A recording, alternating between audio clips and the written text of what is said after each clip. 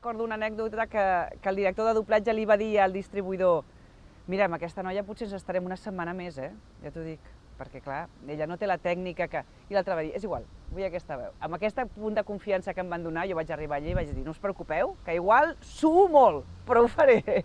I ho vam fer. I a partir d'aquí, ningú et garanteix mai que doblaràs aquella actriu, no hi ha res per escrit, en qualsevol moment pot venir algú que digui, tu no m'agrades.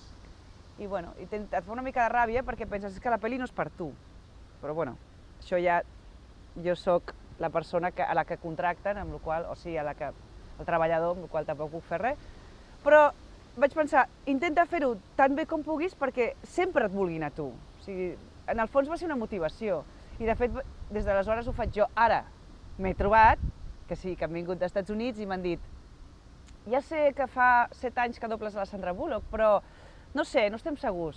I tu, vale, bien. És tan injust, saps? Que em van dir, farem proves. Vale, doncs fem proves. I vaig pensar una altra vegada, fes-ho tan bé com puguis. Fes-ho, o sigui, assaja, escolta, segueix-la, fica't dintre la seva pell, perquè quan acabin diguin, no, ha de ser aquesta. I bueno, i va ser així. Properament, l'entrevista sencera a laveudelcinema.wix.com/laveudelcinema.